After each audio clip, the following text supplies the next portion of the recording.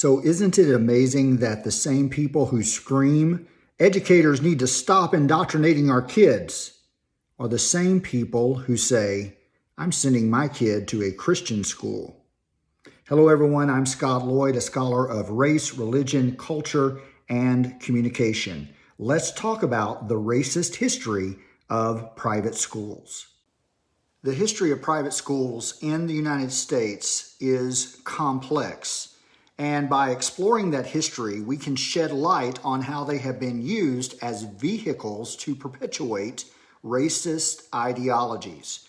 Private schools have a long-standing tradition dating back centuries of providing education outside of the public system. While some private schools prioritize academic excellence and innovative teaching methods, others have unfortunately served as bastions of exclusion and inequality. Throughout history, private schools in many regions, in particular in the United States, were established with the explicit purpose of maintaining racial segregation. In the era of segregation, Black students and students of color were barred from attending white-only private institutions, leading to the creation of separate, underfunded schools for Black children. Even after legal desegregation, private schools continued to uphold racial divides through various means such as selective admission processes, prohibitive tuition fees, and cultural norms that favored white students.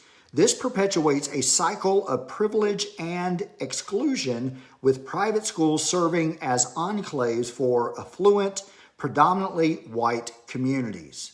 Many private schools have also been criticized for their curricula and teaching practices which often downplay or outright ignore the contributions of people of color to history, science, and culture. This not only perpetuates stereotypes, but also denies students a comprehensive understanding of the world around them.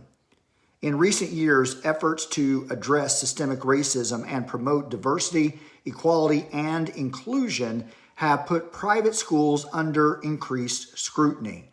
Calls for accountability and transparency in admissions, as well as demands for inclusive curriculum, have prompted some private institutions to reevaluate their policies and practices. It's about time. The journey towards equality in education is far from over.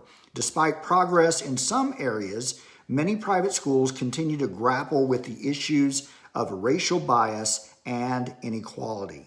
It's essential for educators, policymakers, and communities to confront these challenges head on and work towards creating educational environments that are truly equitable and inclusive for all.